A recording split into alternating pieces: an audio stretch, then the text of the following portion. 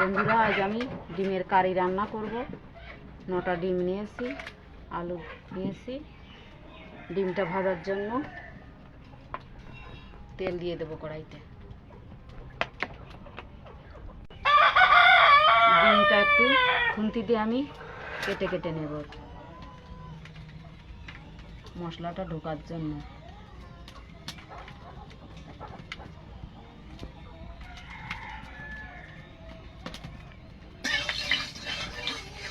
তেলটা গরম হয়ে গেছে, এবার ডিমগুলো ভেজে নেব। লবণ হলুদ মাখিয়ে নিয়েছি, এটা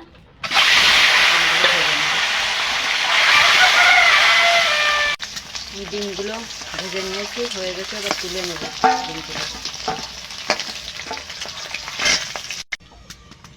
কড়াইতে তেল রয়েছে, আর একটু তেল দিয়ে দেবো।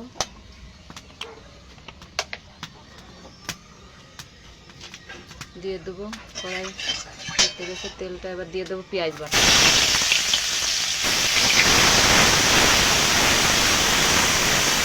রসুন বাটা,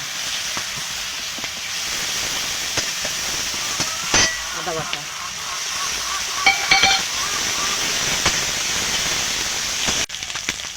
দিয়ে দেবো টমেটো কুচি,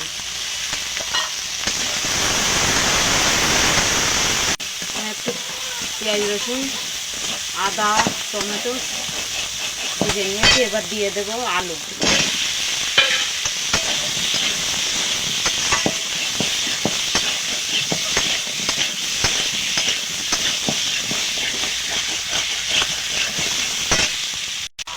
দিয়ে দেবো স্বাদ মতো লবণ, হলুদ।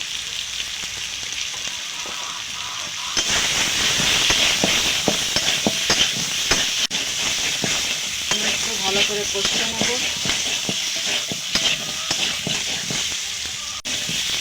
কষিয়ে নিয়েছি, এবার দিয়ে দেব জিরের গুঁড়ো, ধনিয়ার গুঁড়ো, লঙ্কার গুঁড়ো।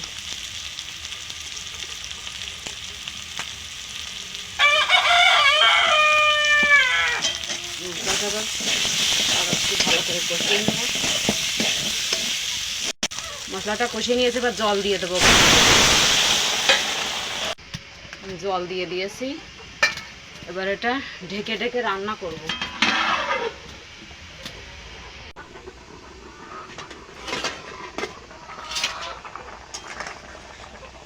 এবার ডিমগুলো দিয়ে দেবো।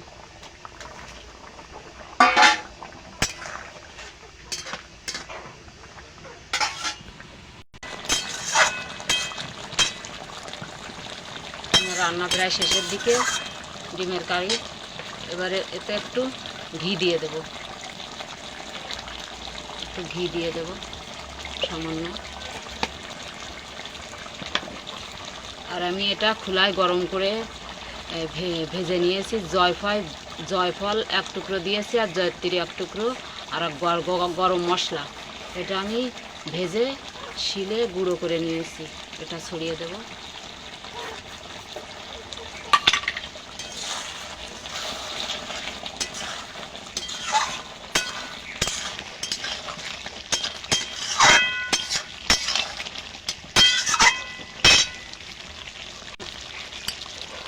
আমি মশলাটা দেওয়ার পর 1 মিনিট জাল করে নিয়েছি।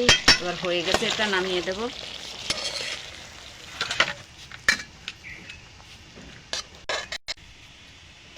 আমার ডিমের কারি রান্নার রেসিপি রেডি।